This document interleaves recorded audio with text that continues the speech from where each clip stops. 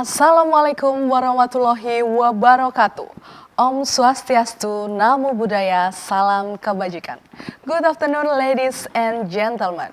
Welcome to the 5th NARBO webinar. My name is Sri Pamesti Putri, and I'm deeply honored to serve you as your host and your master ceremony for today's event. This webinar brings together distinguished experts, professionals, and stakeholders to exchange knowledge and perspective on water resource management, climate resilience, and innovation in river basin governance.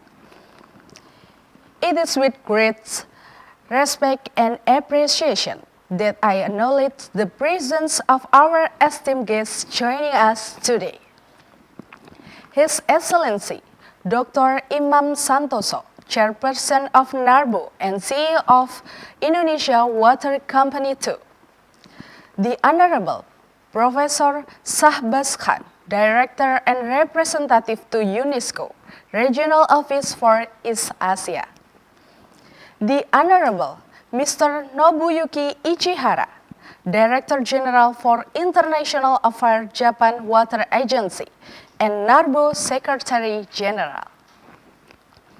The Honorable Dr. Lance Gore, ADB and NARBO Vice Secretary General. The Honorable Ms. Yuki Tanaka, Sentinel Asia. The Honorable Mr. Nilantha Dhanapala, Director Water Management Secretariat Mahaweli, Sri Lanka. The Honorable Professor Dr. Khin, Myanmar Water Agency and NARBO Vice-Chairperson. The Honorable distinguished speakers, presenters, and experts, and also all participants. Ladies and gentlemen, I would like to express my gratitude for your attendance in this webinar today. This webinar is a great opportunity to enhance our capacity in appropriate water resource management, climate resilience, and innovation in our river basins. Ladies and gentlemen, before starting our agenda, please allow me first to inform the agenda for today. The first agenda is opening remarks. The second agenda is keynote speech. The third agenda is presentation and continue with the panel discussion. The last agenda is closing remarks. Ladies and gentlemen, to begin today's agenda, we are honored to hear the opening remarks from Dr. Imam Santoso, as Chairperson of NARBO and CEO of Indonesia Water Company II. It is now my pleasure to invite Dr. Imam Santoso to deliver his opening remarks entitled Water Resource and Climate Change, How Can Basin Management Be More Resilient? Dr. Imam, the screen is yours. The Honorable Professor Shahbaz, Director and Representative of UNESCO, Regional Office for East Asia. Mr. Nobuyuki Ichihara, Director General for International Affairs and Japan Water Agency. Dr. Lance Gore from the IDB. Mrs. Yuki Tanaka from Sentinel Asia. Mr. Nilantha Dhanapala, Director Water Management Secretariat from Sri Lanka. Professor Dr. Khin from Myanmar Water Agency, and distinguished speakers, experts, ladies and gentlemen, and all participants. Good day to all of you. It is an honor and a privilege to welcome you to the 5th NARBO webinar.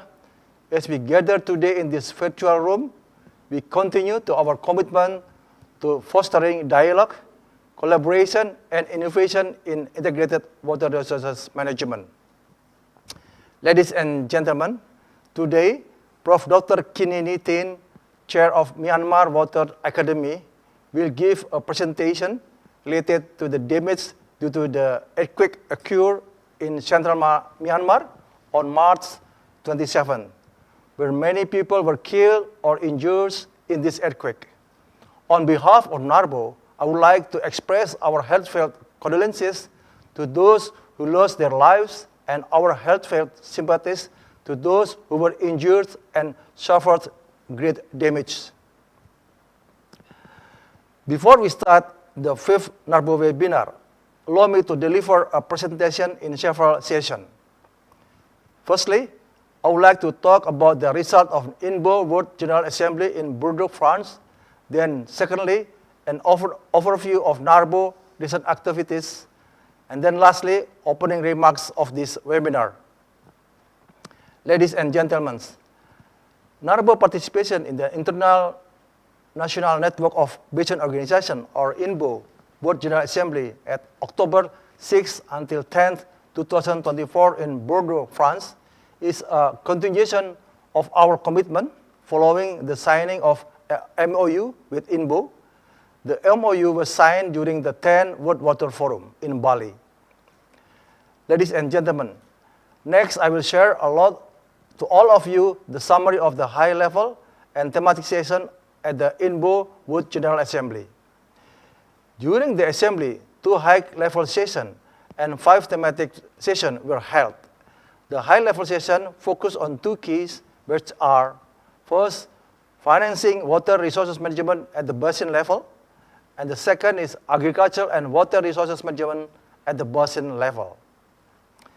In addition, as shown in the slide pictures, 5 thematic sessions were conducted, each addressing critical issues in basin level water management, which are, first, international and transboundary cooperation for basin management. The second, the dual challenge of restoring and maintaining water quality.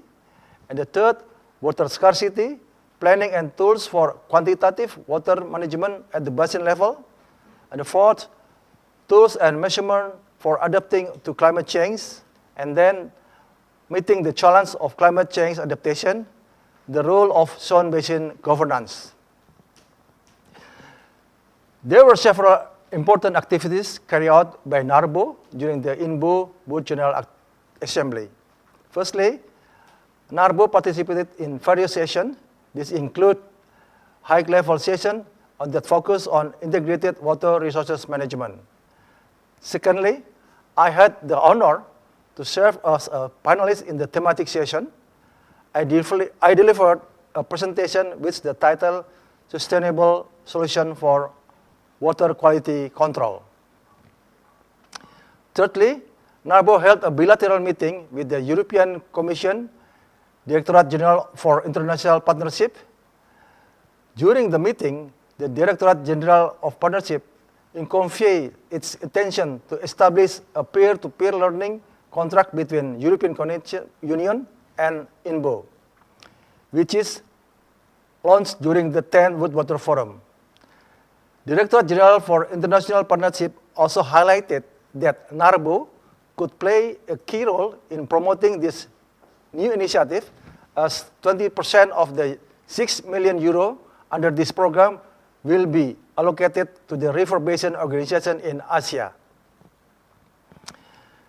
Ladies and gentlemen, moreover, allow me to share some recent updates from NARBO activities, which continue to actively support the implementation of IWRM across various river basins in Asia. Firstly, a part of INBO Board License Bureau, Indonesian Water Company 2, or Forum Jasa Tirta 2, as a member of NARBO, has been officially appointed as a titular member of the Bureau, representing the Asia region. This appointment was confirmed during the INBO World General Assembly in Bordeaux, France in October 2024. Then, NARBO is involved in a peer-to-peer support for organization project under INBO's Twin Basin Initiative. This project aims to improve the sustainable management of water resources through peer exchange and global cooperation. Lastly, NARBO is active contributing to the Water Organization Partnership for Resilience program run by the Asian Development Bank, or ADB. This peer-to-peer capacity building initiative where mentors and mentees collaborate to improve technical and management capacities. In this program, River Basin organizations in Indonesia are paired with the River Basin organization in Nepal for joint learn through workshop, training, and knowledge exchange. A diagnostic visit to Nepal has been conducted on 8 until 12 April 2025 as part of the initial phase to assess current needs and opportunities for collaboration.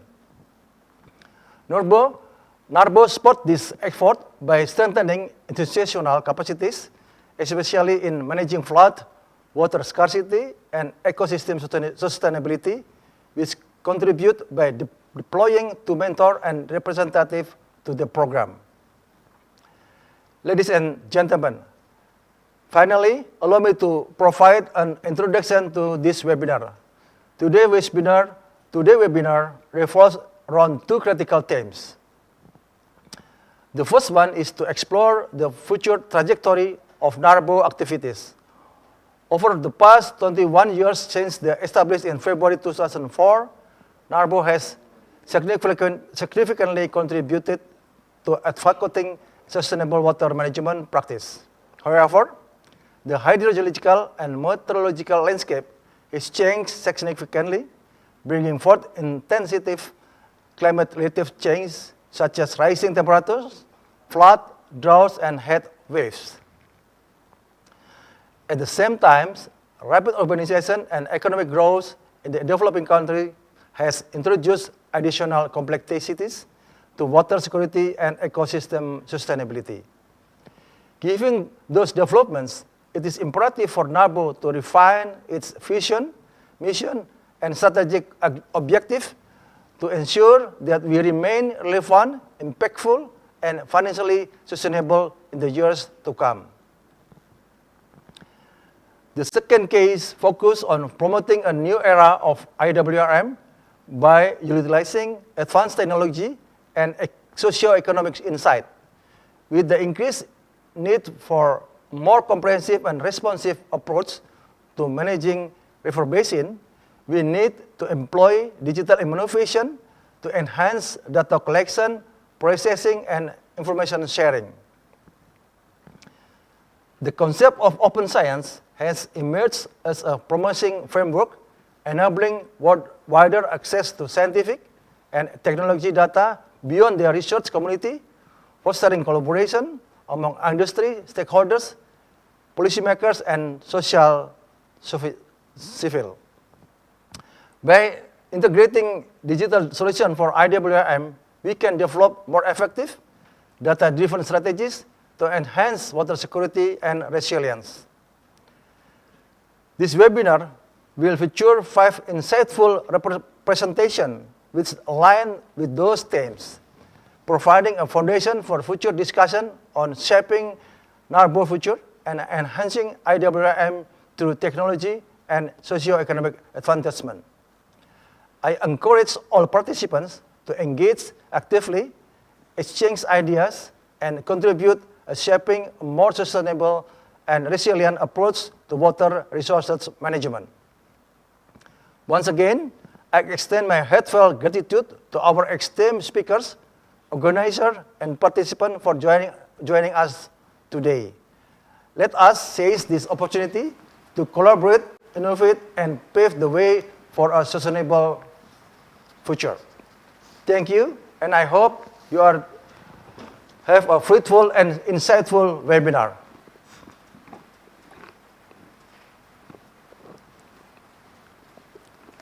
Thank you very much, Dr. Imam Santoso, for your insightful opening address. Now we move on to the keynote speech. We are greatly honored to welcome Prof. Shahbaz Khan, Director and UNESCO representative, to share his keynote address.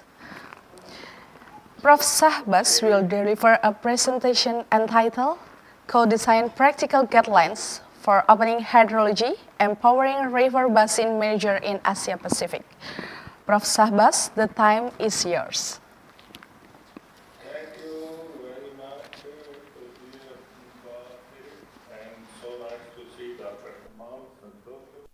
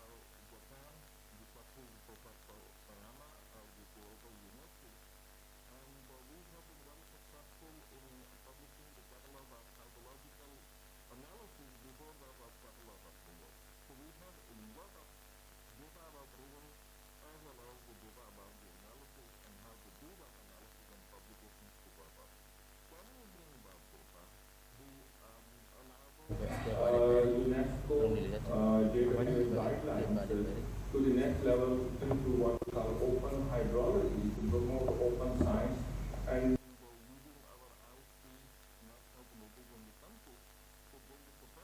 using related tools and artificial intelligence at the same time. Next, please.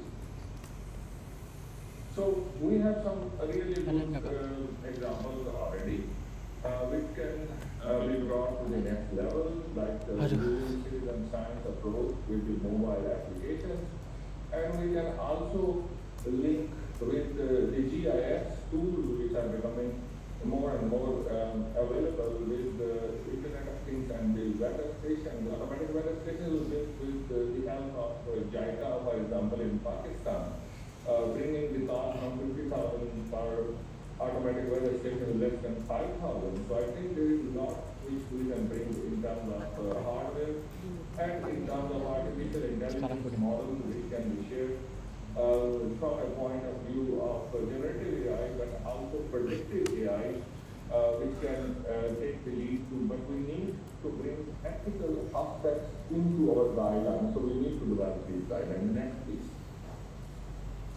So that's where I would like to quickly introduce the thinking in UNESCO, and it's part of IHP program now, open hydrology, which brings the science practice and ideas of Sekarang udah Pak, tadi emang trouble Pak. Open infrastructure, open participation, publishing and education, and the work which is already available can be part of it, but we now take the next step, take the portal with the data and models, and maybe the guidelines on how to approach them, like a guideline publication with the best practices and keys to success for some key river basins where we can show these examples. Next, please.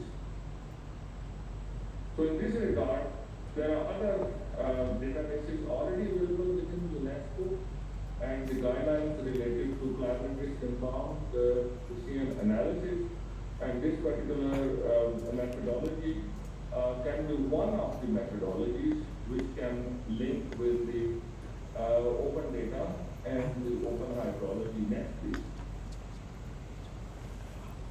So how cyber platform can work? And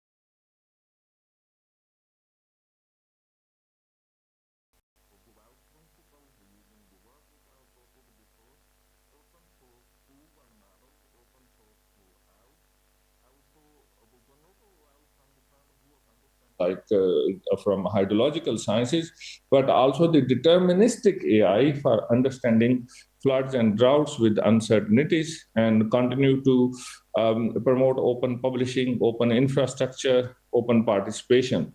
And in this regard, Asia Pacific can be the region which can lead the co-design. And we can have the assessment through experts by selection through NARBO and ADB and UNESCO to be part of developing these open hydrology guidelines for IRBM together. And then we continue to look into how this model can be useful. So this really takes us at least 10 to 15 years ahead of where our thinking was with the spiral model. And this can also create new excitement for young water professionals, for them to learn the principles of fair and care, data sharing standards, and the work of artificial intelligence as it affects and applies to the work of river basin management. Next, please. So what are the expected outcomes? I'm very excited as one of the key contributors, along with many of you, and especially Watersan played a very important role at that time, that we bring IRBM guidelines in pilot river basins about data management, metadata to observatory, data ethical aspects of AI in modeling, from biases, transparency, and making parsimonious models, and bringing those guidelines both for surface water, groundwater, as well as for integrated surface and groundwater management. We develop capacity building tools which can have the peer networks supporting each other, and also very importantly, what we call ILK, indigenous and local knowledge, and bring that as part of the open science and open knowledge together. And we develop indicators together, and then we look into what would be the keys for success for such an approach. And this will put our region ahead of other regions which can lead the use of artificial intelligence and open data under the umbrella of the United Nations, with the assistance of ADB and other partners in the region, with the strong leadership of JWA, to take us to the next level of co-governance through fair and care data, which is well supported by the member states. Next, please. So for developing such a next chapter of IRBM guidelines, we recommend that we work together with our shared responsibilities to promote this model of IRBM and spiral approach for inclusive participation on data modeling, and how do we apply these new tools in an ethical way, in an integrated way, with the transparency, accountability, and privacy, and also intellectual aspects fully respected. Also, the flexible and adaptable approach, we now bring this to the master degree programs or the special programs linking with the capacity building in the context of, for example, the OECD principles of water governance, along with the IWRM and the decentralized structures of data management through cascading approaches and through cascading networks. So with that, I come to the end. Next, please. So with that, I thank you. And I am here in Beijing with my colleague, Dr. Segura-san. We are very happy to be linking with you and very excited, and the great respect we have for Japan Water Agency and NARBO. I just came back from Osaka, where we discussed bioeconomy, and I presented some of these ideas to the important stakeholders in bioeconomy, who see water as a very important part of river basin management, very important part of our work in Japan and globally. So we look forward to working with you by sharing ideas, resources, networks, and let us work together to write the next chapter of integrated water resource management. I thank you. Thank you very much, Prof. Khan, for your inspiring keynote address. And before we go to the next agenda, We kindly invite to all participants to turn on your camera as we proceed with our group photo sessions, because the participant for this agenda more than 200 participants and consists more than one slide. Our team will take every slide and I will count down. Okay, everybody, in the first slide, are you ready? Please keep smile and 1, 2, 3. The next slide. 1, 2, 3. The next slide. 1, 2, 3. The next slide. 1, 2, 3. The next slide. 1, 2, 3. The next slide. 1, 2, 3. The next slide. 1, 2, 3. The next slide. 1, 2, 3. The next slide. 1, 2, 3. The next slide. 1, 2, 3. The next slide. 1, 2, 3. The next slide. Okay, thank you everyone. Ladies and gentlemen, we now will continue to the third agendas of today's webinar, which consists of series of presentation followed by a panel discussion. This session will be guided and facilitated by our esteemed moderator. At this time, I'm pleased to hand over this session to our distinguished moderator, Mr. Michio Ota, Senior Specialist for Water Resources Engineering at the Japan Water Agency. Mr. Ota, the time is yours. Thank you. Thank you so much, Tori-san. I'm Michio Ota, Secretary of NARBO. I will take charge of the moderator from now on. And so, we, NARBO Secretariat, set two themes. One is exploring. Sari-san, could you load my presentation file, please?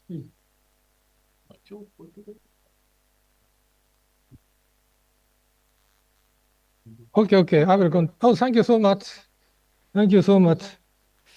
And so, there are two themes. One, exploring what the future NARBO activity should be. Two, promoting new IWRM using advanced information on new technology in river basins. Actually, opening remarks by Dr. Imam-san was related to theme one, exploring what the future NARBO activities should be. And opening remarks by Dr. Shahbaz-san are actually related to the theme 2, promoting new IWRM using advanced information on new technology in river basin. And so today, we have 4 speakers for the session. And actually, the keynote speech, now we are welcoming from now 3 speakers related to both the 2 themes. And we have one special speaker, Dr. Khin-san, who will deliver a special message about the earthquake occurred in March last month we occurred much. Thank you. Sorry. And so, before starting, I would like to share some point to be noted. One, every time slot for 3 speakers, 20 minutes, without Q&A session, only presentation. And we are holding Q&A session Q&A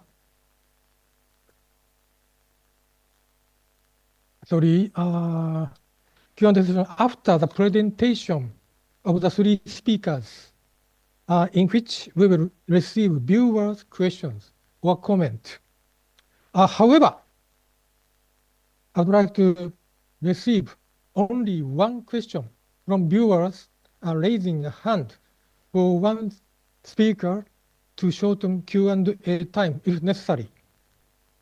Instead of this, I ask all viewers to describe your questions or comment in chat box. Please, could you describe your question and comment in a box system? And I would like to ask all speakers to respond your questions or comment as many as possible.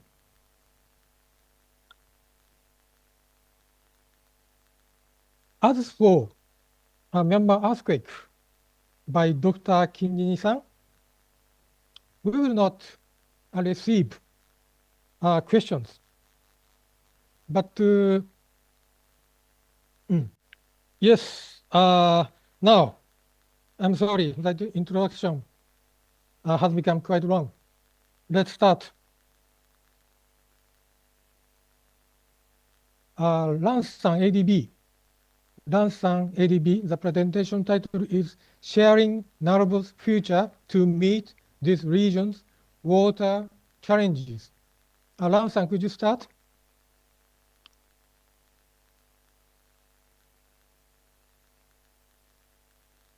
Lance-san, yeah.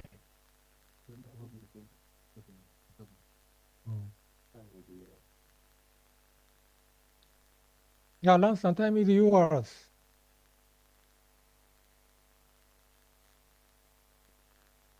Sari-san, could you start Lance-san's presentation?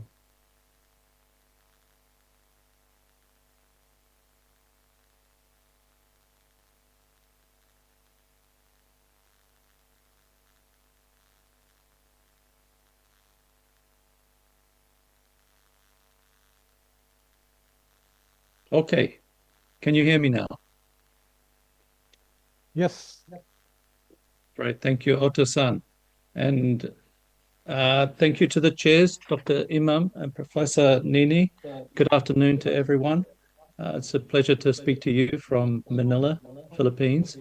I'm here to talk a little bit more about what Dr. Imam mentioned about thinking about NARBO's future and how it can proceed strongly and elevate NARBO to be a very functioning, supportive organization for all our members. ADB is very proud to be able to support NARBO with this activity, and we're engaging a couple of experts to support us with this activity. If you can change slide, please.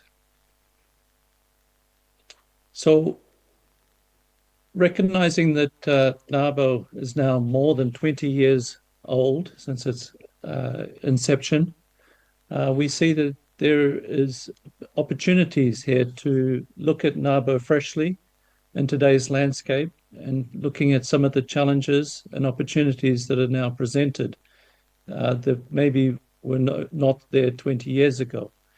This is particularly looking at the roles of river basin organizations in our Asia region, looking at some of the physical challenges meeting our river basin organizations in terms of climate change, water scarcity, food insecurity, floods and droughts, and increasing competition for precious freshwater resources, but also looking at some of the opportunities that today's landscape presents to us in terms of technology, interconnectedness, new ways of working, new ways of working together and coordinating and sharing information and so forth. So we're engaging 2 experts over the coming month. We'll be engaging them, and they'll be working with the NARBO Secretariat and management over the next few months to look at how NARBO can possibly meet or change to meet today's and future needs.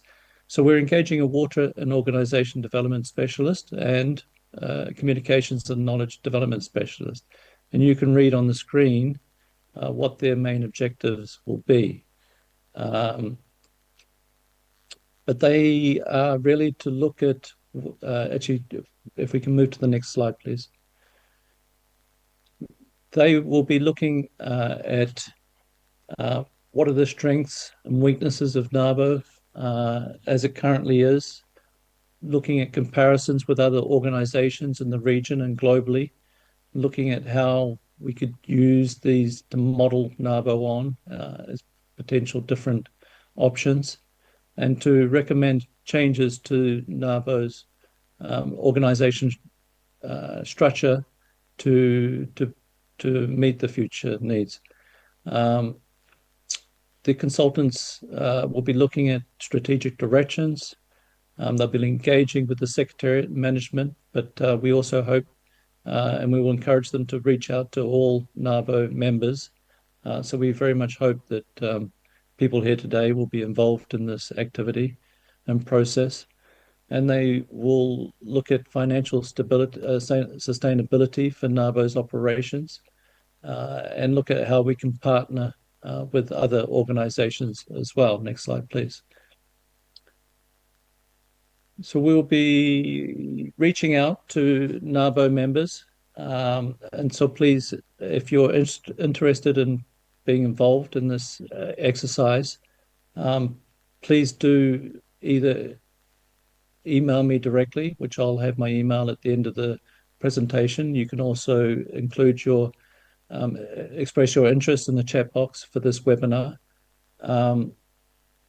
And the experts will reach out to you. And then if you go to the next slide, please.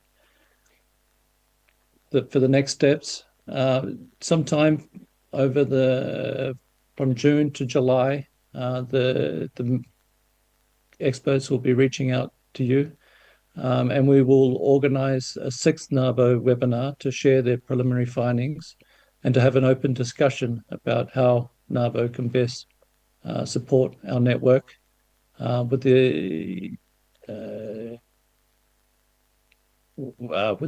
expectation of having some final conclusions by September. There you can see my email address, algore@adb.org, or as I said, you can mention in the chat box. You can share with me your views on the objectives and the scope of the work, but you can also express that you want to be involved in this process, and we will include you in the process. So we're at the early days. We will start this activity in May next month, and we will hopefully conclude it in the next 3 to 4 months. So we look forward to involving you and also having the discussions with you and presenting to the Secretariat of Management some findings from this exercise by the end of September. With that, keeping it nice and short so we can move on to the technical discussions, I'll hand it back to you, Oda-san. Thank you.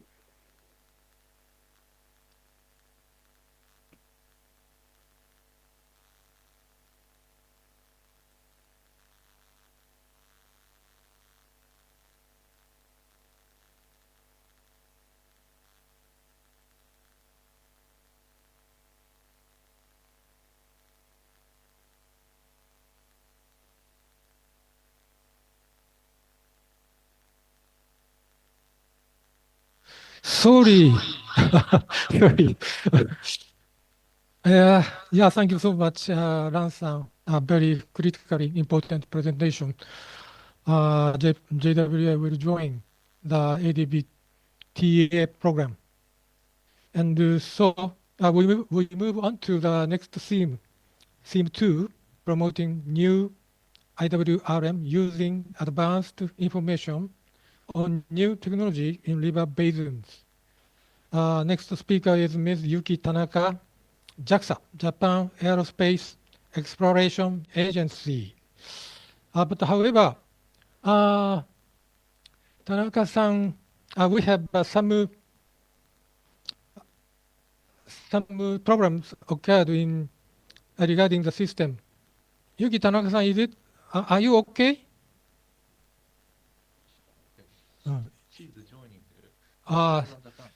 And so, replace with Ichihara, Director General JWA. Sari-san, could you upload Ichihara's account? Okay. Okay, I see you.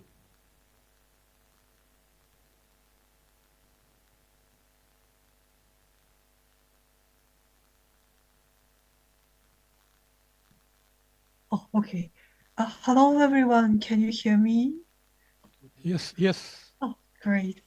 Thank you very much. My name is Yuki Tanaka from JAXA, Japan Aerospace Exploration Agency. And thank you very much for giving me such a great opportunity to introduce our activities called Sentinel Asia. So could you kindly share my screen? Sorry, my presentation.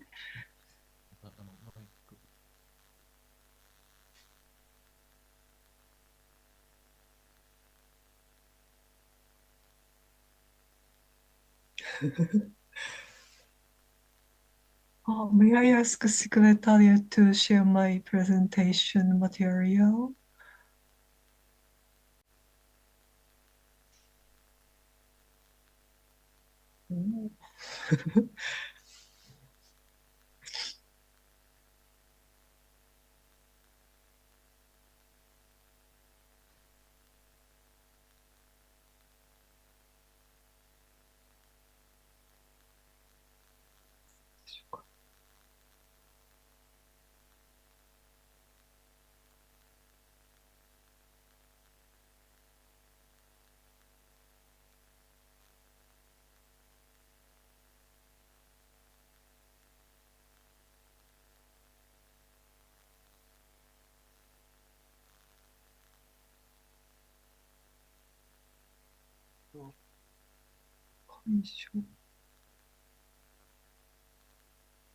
If Secretariat do not have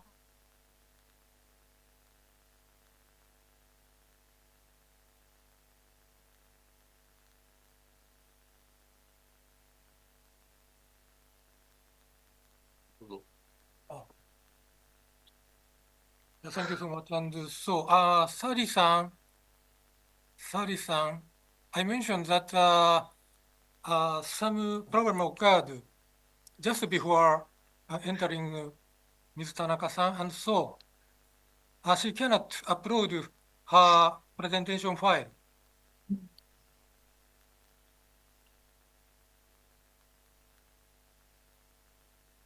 Ms. Sari-san, could you upload her presentation and okay. こっちからできる。Oh, thank you very much. Now can I start my presentation? Okay, thank you very much. So today I'd like to share you the overview of our activities called Sentinel Asia. And before that, I would like to share you why space matters for disaster management. So please see this chart, and there is the illustration of a forest fire. And in order to understand the disaster situation, there are several ways to monitor the impact of disasters. So for example, taking photographs from the ground or shooting from the helicopter or airplanes. So there are several ways to monitor the impact of disasters. But compared to these three ways, Since Earth observation satellite flies really high altitude, we can observe the disaster-affected areas information with wide coverage. And of course, we have no need to visit the site, so safely we can monitor the affected areas. So through providing the disaster-affected areas imagery, we space technologies can support disaster management activities to monitor the impact of disasters. So next page, please. Thank you very much. And next, let me introduce you the variety of Earth observation satellite data. So mainly, we have two satellite data. The first one is optical satellite data, and second one is radar satellite data. And on the right-hand side, there are two imageries which are observed by several satellites. And this is the very famous place observed in Japan. And do you know, can you guess where it is? So here is a really popular place in Japan, and many tourists are climbing up there. So I think, oh, great, thank you very much. Yes, it is Mount Fuji. But compared to two of them, which is easier to understand? This is Mount Fuji. I think most of them answer the upper one. Yes, exactly. Optical one is easier to understand. This is because the imagery looks like a photograph, so that's why it is easy to understand the ground surface information. So optical satellite data is good to find a landslide area and also damaged area by earthquakes. However, as you can see, the optical satellite data also has some weak points. For example, if there is cloud, then we cannot observe the ground surface information. In addition, if it becomes night, there is no light, so we cannot observe anything. On the other hand, if you see the radar satellite data, since we will send the pulse from the earthquake, and thanks to the reflection of that, thanks to checking the strength of pulse, so we can find the ground surface situation. So even though there are clouds or even at night, pulse can be reflected from the ground. So even there is cloud or at night, radar satellite data can observe the ground surface information. So most of the case when flood happens, there are so many clouds. So radar satellite data is good to detect a flooded area. And even for the damaged area by earthquake, we can use the radar satellite data as well. However, radar satellite data also has the disadvantages. As you can see, only seeing this one satellite imagery, it is hard to understand what happened after the disaster. So it needs analysis using before and after disaster affected areas satellite data. Yeah, thank you very much. So these are the basic information regarding the space and disaster management relations. So now let me introduce you the overview of Sentinel Asia. So Sentinel Asia is an initiative aiming space-based international cooperation in the Asia-Pacific region. And it was established in February 2006, thanks to the recommendation by the 12th session of the Asia-Pacific Regional Space Agency Forum, that is called APR-SAF, held in October 2005. Thanks to under the APR-SAF, we started our project, so that's why we are focusing on in the Asia-Pacific region. And we JAXA serves as the Secretariat for the Sentinel Asia. Thank you. Next, please. And as you may know, this is the disaster management cycle. And disaster management cycle is divided into 4 phases, namely mitigation, preparedness, response, and recovery. And our activities are mainly focusing on the response phase. However, now we are expected to expand our activities for mitigation, preparedness, and recovery phase as well. So at the latter part of my presentation, I'd like to share you some new efforts. Next, please. Thank you. And this is the membership status of Sentinel Asia. And as of today, we have 126 organizations as a member of Sentinel Asia. And as of one of our uniqueness is all of the members voluntarily support our activities. So for example, the blue-colored organizations are data providers. So when disaster happens, they will provide the Earth observation satellite data. And red-colored organization means the data analyzers, that has the capability to analyze the satellite data to extract the disaster-affected areas information. And these two needs the resources like satellite data and also human resources. However, they voluntarily support our activities. It is one of our uniqueness. And let me share you the green card organizations meeting. It means the disaster management organizations or international organizations which will request the emergency observation request to Sentinel Asia and using the disaster assessment maps provided by Sentinel Asia for their disaster management activities. And some of the duplication with NARBO members are shown in bold type like Japan Water Agency and also ADB and so on. Thank you very much. Next, please. Oh, yes. And this chart shows the satellites which are currently contributing our activities. So at the moment, 8 space agencies and also research institute are contributing our activities. But depend on the disaster scales. If the request would like to acquire more satellite data, then we can escalate the request to International Disaster Charter as well. And in the International Disaster Charter is similar framework with Sentinel Asia. They are also using the Earth observation satellite data for disaster management activities. And since the consisting members are slightly different, so that's why if we escalate the request to the international charter, we can acquire more satellite data. Thank you. Next, please. Okay, could you click one more? Could you click one more? Yes, thank you very much.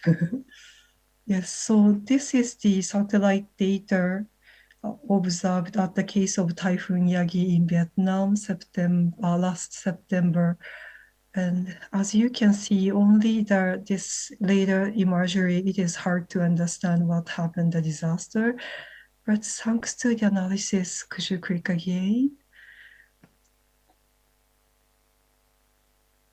Yes. So thanks to the analysis, we can provide this kind of affected areas information. So this flooded area map was provided by Asian Institute of Technology. So thanks to the analysis, they detected where is potentially flooded area. And on this map, there are some blue-colored area, and it indicates the detected flood water information. Thank you. Next, please. Yes. So now let me introduce you the emergency observation flow. So when disaster happens, great. Thank you very much. So when disaster happens, a Sentinel Asia member or Asian Disaster Reduction Center member can submit the emergency observation request to ADRC. And after receiving the emergency observation request, ADRC will review the contents of emergency observation request.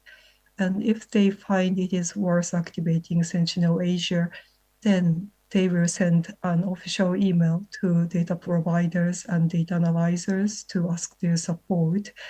And after that, the data providers will conduct the emergency observation and provide their satellite data.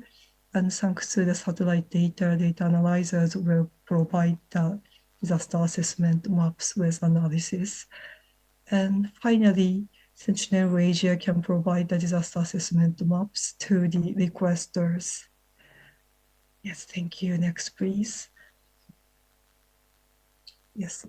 And this chart shows the emergency observation review by geographical distribution. So since 2007 of February, we have more than 500 activations, and especially from Philippines, Vietnam, and also Indonesia, we have around 70 activations. So you can find in this area, there's several severe disasters might happen. Thank you. So next, please. Thank you very much. So let me show you some example cases. So this is the Typhoon Yagi, which hit from Vietnam to Laos, PDL, Thailand, and Myanmar last September. And for this case, each of the disaster management organizations in these countries, and also AHA Center, ASEAN Coordinating Center for Humanitarian Assistance, requested emergency observation to Central Asia. And response to this request, we provided several flood detected maps from several organizations. So one was from Asian Institute of Technology, as I showed before, and from the Earth Observatory of Singapore, and also Institute of Water Modeling and Mohammed bin Rashid Space Center provided flood detected information. And I remember one of the member, Institute of Water Modeling is one of the member of NARBO. So please kindly check the right bottom chart. It is provided from IWMI for Laos to detect the flood areas map. And on this map, red colored area indicates the detected flood water. So I'd like to say thank you very much to IWRM to providing this kind of analyzed information. Thank you very much. So next, please. Thank you very much. And in addition to PDF file to understand the detected flood water information, but also we are providing one tool called WebGIS. So if you have time, please try to click the bottom URL. It can enables you to zoom in and out the detected flood areas information overlaying maps. So thanks to doing so, you can find whether main social infrastructures such as roads, hospitals, or evacuation shelters, whether they are affected or not, you can check thanks to zooming in with WebGIS tool. Thank you. Next, please. Yes, so this is another case, Cyclone Mocha, which hit Myanmar 2 years ago, and the flood detected information is same. So can I skip, and could you show the next slide, please?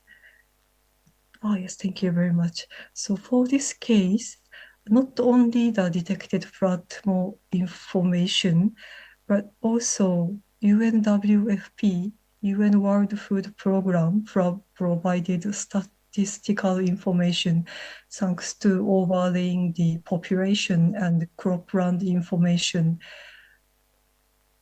and flood detected water information. So thanks to overlaying them, they can make this kind of statistical information. So if the color will become more pink, then it means the more populations are affected. And if the color will become more green, then it means the cropland has severely affected. And if both population and also cropland are affected, severely affected, then the color will become dark purple. So thanks to creating this kind of statistical information, you can find the middle area is colored by dark blue. So WFP can find which area has the high priority to deliver the relief goods. So that I want to say is that not only the detected floodwater information, but also statistical information is provided through Sentinel Asia, and it is used for the decision making to decide the priority to which area they will deliver the relief goods. Thank you very much. Next, please. Yes. So lastly, I'd like to share you the earthquake case in Myanmar this March. Yes. Thank you very much. So for this case, Myanmar Information Management Unit, MIMU, and also AHA Center requested emergency observation to Sentinel Asia. And for this case, damage proxy maps were provided by Earth Observatory with Singapore and also Institute of Social Science, Tokyo. And on the right-hand side, there are several yellow to red colored area, and it means potentially damaged area. So if we zooming in, thanks to using the WebGIS, we can find there where is potentially damaged due to the earthquake.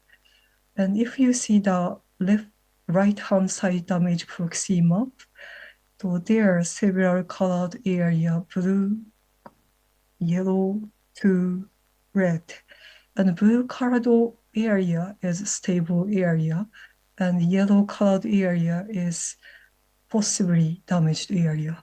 And if the color is red, then it has a possibility of severely affected area. So even though these information are analyzed information and not validated in the field, but we hope this kind of information would help the disaster management activities in the Myanmar. Okay, thank you very much. So from now on, let me introduce you some new efforts. So one is the preparedness phase activity. So we Sentinel Asia organize the annual meeting every year, and thanks to getting together, we are sharing the good practices using the Sentinel Asia's providing disaster assessment maps. But not only sharing the good practices, but also we are sharing the training, we are organizing the training workshop opportunity for the capacity building. So next, please. Yes, thank you. So especially for the trainings for water-related disasters, last year we organized how to analyze the satellite data on the hands-on basis style. So the first lecture was given from Asian Institute of Technology, and he introduced how to analyze the satellite data with using open resources such as Sentinel-1 SAR data, and also SNAP and QGIS softwares. And after that, Ishimot from Nepal shared how to analyze the satellite data using Google Earth Engine. So both of them are quite popular among the participants. So next slide, please. Yes, thank you. So not only the trainings, but also we share the latest technologies. So this is the case of the presentation that was presented by my colleague from JAXA.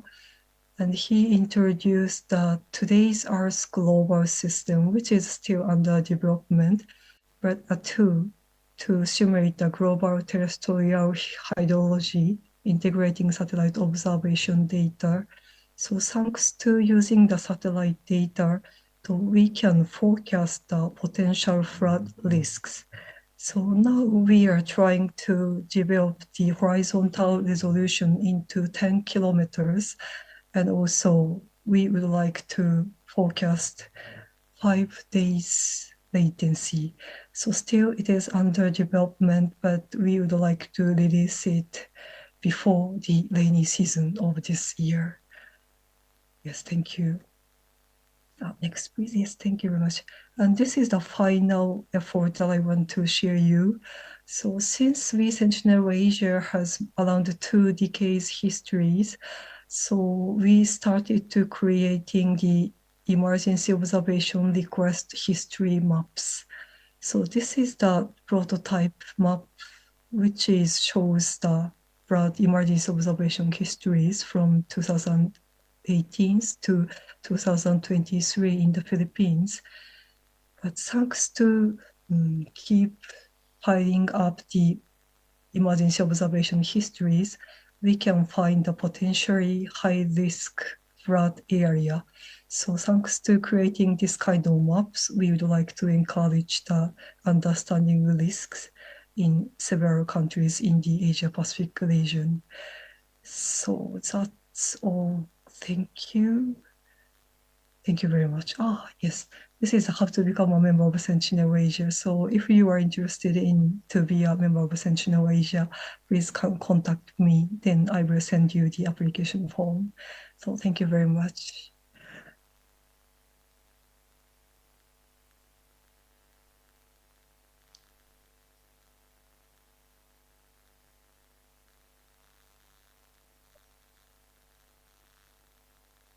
Thank you so much. Yeah, thank you. Thank you, Mr. Tanaka, Ms. Tanaka-san. Very intriguing. Very intriguing. Mute 解除. Okay, thank you. I can use my computer. Thank you so much. And Tanaka-san, thank you. Thank you so much. Thank you very much. Yeah, thank you so much. And very interesting, intriguing presentation. And now we are going to move on to the next speaker. The speaker is Engineer Nilantha Dhanapala-san, Director, Mahaweli Authority in Sri Lanka. His presentation title is Water Management and Future Water Resources Development in Mahaweli Area in Sri Lanka. Dhanapala-san, you have your time slip is 20 minutes. Is it okay? Please start. Okay, thank you very much. Can you hear me? Yes, yes, I can hear you. Okay.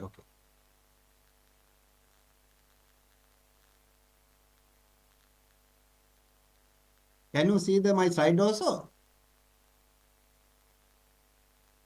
Hello? Can you see my slide? Yes, we can see your slide. Okay. Okay. Good afternoon, everybody. I am Nilantha Dhanapala, Director, Water Management Secretariat. So my topic is water management and future water resources development in Mahaweli area. So this is the Sri Lankan river basin map. We have the 103 river basins. The extent of Sri Lanka is 65,610 square kilometer. So this is the this map shows the Mahaweli development area. You can see this my cursor also. So pink color shows the area to be developed in according to the master plan. So this figure shows the present water distribution system. So this is the Mahaweli basins. These are the adjacent basins, and Mahaweli, the water management secretaries managing water in the presently managing this area, including the catchment also. So recently, this basin that is called the Khin Basin attached to the Mahaweli basins after commissioning the Umar project. This is the Wallowa basin, the separate basins. This is the Kalani and Palu basins. Actually, in this especially these two basins, the Mahaweli, the water management secretaries provide the instruction for drinking and hydroelectrical generations power generations. So other basins, irrigations too. So after completing Mahaweli Master Plan, Development Master Plan, so the Water Management Secretariat should provide the water to this area, that northern area and northwest area. So this is our final target of the development, the water resource development. So at present, the Water Management Secretariats provide water for 214,000 hectares. That is 30% of the total land area in the Sri Lanka. After completing the Mahaweli development plan, we have to provide the 318,000 hectares. That is nearly for 44% of the total land area in Sri Lanka. So this table shows the major, medium, and minor dams in Sri Lanka. So there are 5 institutions for managing major and medium dams. They are Irrigation Department, Mahaweli, Ceylon Electricity Board, National Water Supply and Drainage and Provincial Council. So the Mahaweli Authority and Irrigation Department has the capacity to store the 8,000 MCM. So these are the photos of Mahaweli major dams and reservoirs. So this is a Kothmale, Polgolla, Victoria, Randanigala, Rantane. The Kothmale recently added to the system. Bovatana, Dambuloya. So Kandalama, Kalava, Chandrika, Udawalava, Madruwe, Ratkida, Ulliti, Logalo, Apple, and another. This is another transbasin canal. So you can see. So Sri Lanka, the rainfall is reserved in 4 ways. So one is intermonsoon. The period is March to April. The May to September, the southwest monsoon. October, November, second intermonsoon, and December to February, northeast monsoon. So average rainfall in Sri Lanka is 1,800 millimeter around. So this graph shows the water usage in Sri Lanka. So 80% of the water used for the irrigations, 10% for domestic, 6% for industrial, and 4% for others. So this shows the water distribution system. So especially this finger shows the Mahaweli and adjacent basin water distribution system. So this is the uppermost reservoir in Kothmale. It is called Kothmale. After power generation Kothmale, the water comes from to the Polbulla garage. There is the main diversion point. The spilling water at Polgolla goes to the Victoria, Randanigala, and Rantambi.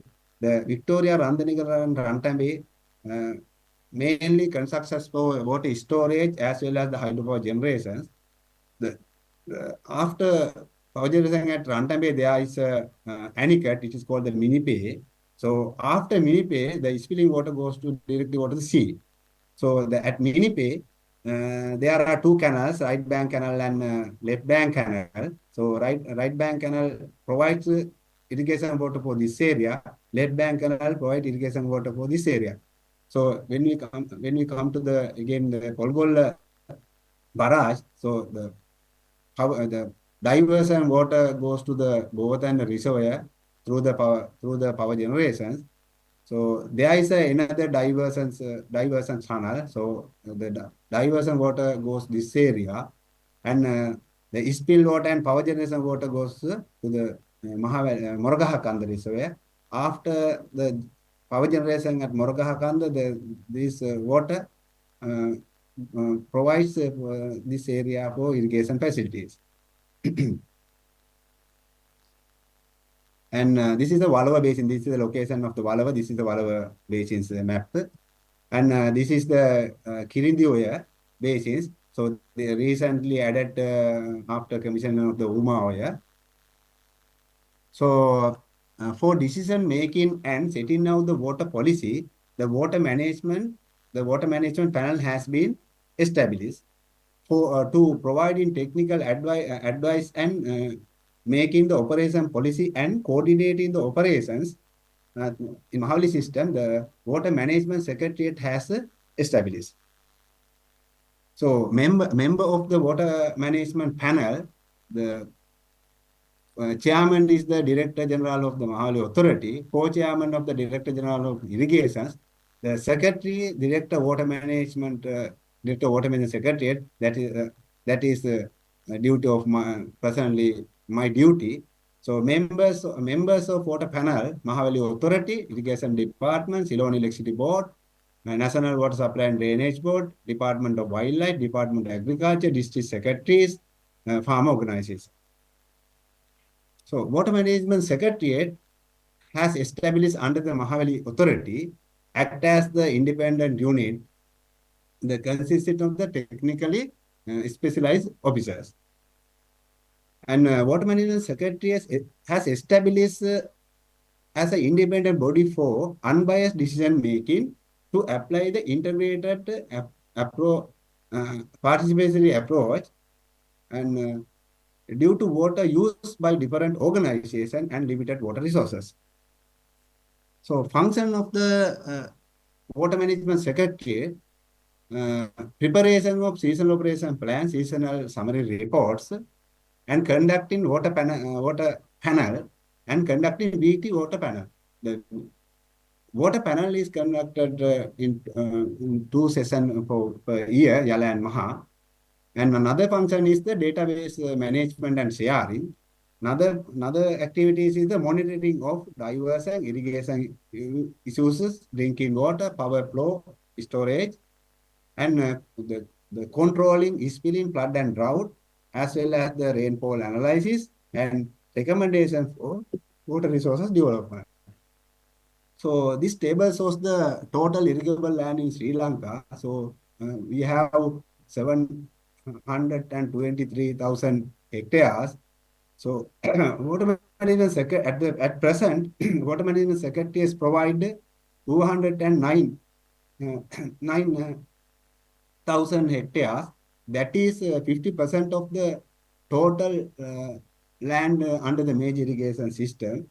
So you can see the total revenue of the irrigable land.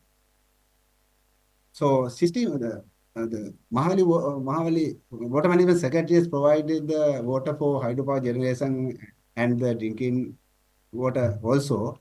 So 16% of the total demand of electricity is met through the Mahaweli system. So you can see the revenue of the per year, and we provided the drinking water also.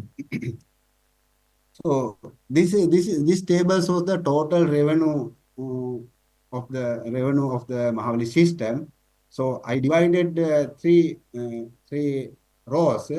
So that is the total revenue from 2011 to 2019.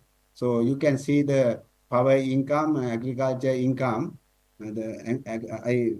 For calculation purpose, I considered only paddy. So this is the total revenue in from 2011 to 2019. After commissioning of Moragahakanda, this is the total revenue, and after commissioning of Bumawaya, this is the revenue, the total revenue. So I am not going into the detail. So water duty in Maha season in Sri Lanka is 1.23 meter. So after commissioning the Moragahakanda, that is after 2018, the present 100% of cultivation extent is cultivated. So you can see the average rainfall pattern of the in Maha season. So you can see the normal water duties now it's constant. In water duty in Yala season, 1.42 meter. So you can see the Yala season also after 2018, the 100% cultivation, the extent is cultivated. And but the rainfall pattern of Yala season, so there are some deviations. So nowadays we allowing 100% cultivation in Yala and Maha season. So this is the water duty in the Sri Lanka, Maha season and Yala season. But Asian country, the average water dues is around 10,000. So that is the another our challenge to reduce our water duty. That is the one of our the duty. So for preparation of the seasonal operation plan, Vista model is used. So these are the main component of the Vista model. The type of proper cropping extent, maintenance of the main canal resources and power plants, peak power and emergency demand, initial storage, past 30 years of hydrological data, type of soil, and water duty in the irrigation system are considered for preparation of seasonal operations plan. So this column charts shows the annual average rainfall in Mahaweli Basins. The annual average rainfall earlier I told you 1,000, nearly 1,800. So in Mahaweli Basin, the trend of the rainfall is you can see the inclining. Right? Right. Then the here shows the rainfall received in November 2024. Our annual average rainfall is 1,800, I told earlier. If we consider the 50% on annual average rainfall, the nearly 900 millimeter. So these are the rainfall stations. So here blue color is shows the rainfall received 23rd to 27th last November. The light green color shows the rainfall received the balance dates of the last November 2020. So you can see within 1 month, 50% of the rainfall was received. So that is the another challenge of water management. So how can if we happen this type of the rainfall, actually we should manage the flood also. And actually we can't store the water if we get more incentive, but we have to manage the drought season also. So that is another challenge of the Water Management Secretariat. So this is graph shows the November rainfall issued in November.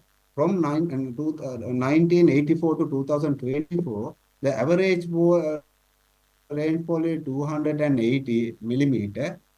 But this graph shows the rainfall received, the years received more than average. So in this year, you can see 600.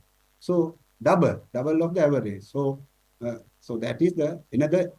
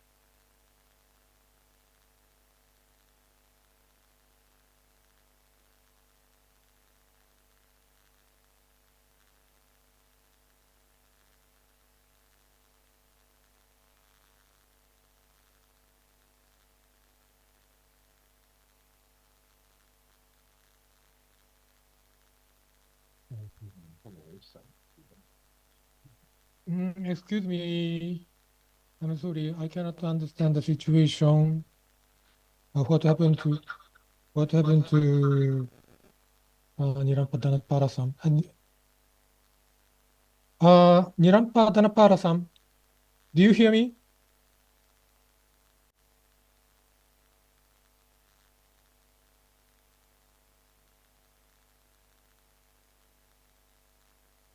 Mm, 5 minutes of presentation of the Nilantha Dhanapala-san is left, but maybe connection is not good.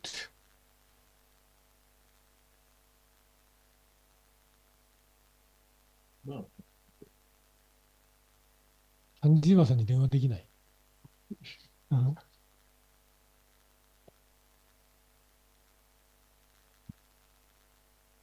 The JWA staff will call his subordinate now. And so, I think maybe or definitely connection is not so good, doesn't work. And so,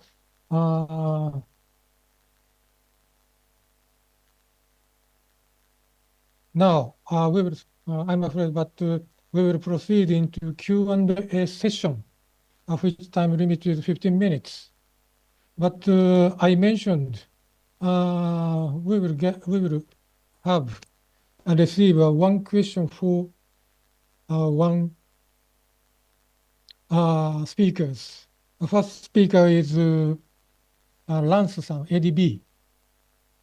No, ADB. I'd like viewers participate to raise your hands. Yeah. If you have a presentation. Please, Khin-san.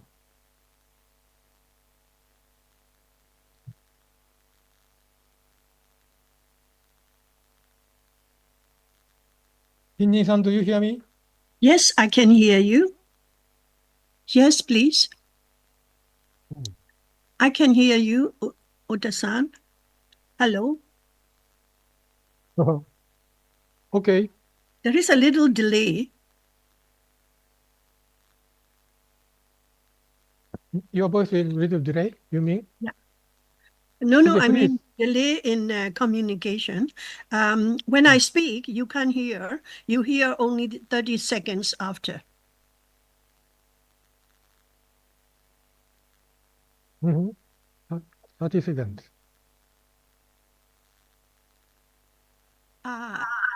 Speaking language. Okay. I have to go for English. The speaking language, Indonesian, it says,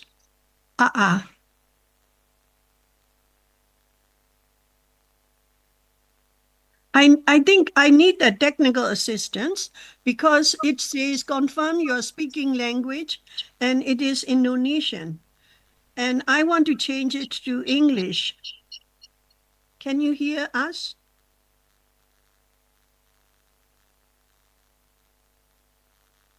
English?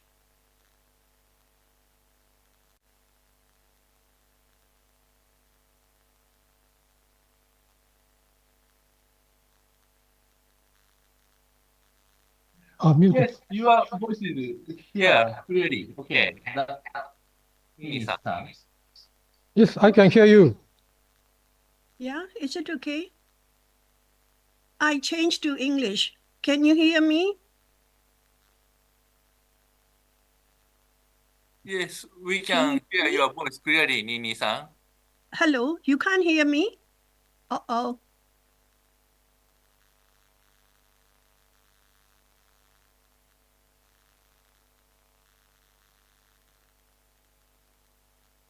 Can you see the PowerPoint? Yes, we can see your PowerPoint clearly. Yeah, but you can't hear me. We can hear your voice. Shall I start now? Hello? Yeah. Hello? Okay, please go ahead. We can hear your voice clearly.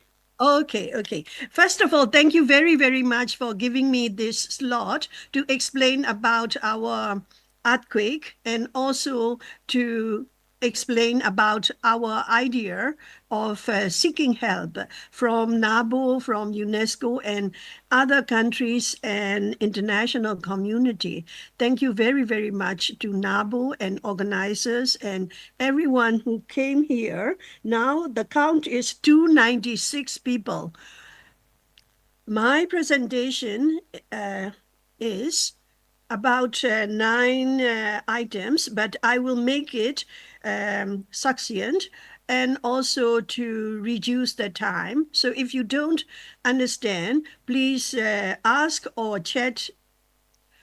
Number one is situation update of Sagaing earthquake in Myanmar, happened on 28th of March, and loss and damage as of 19 April, because we are still, getting more new information.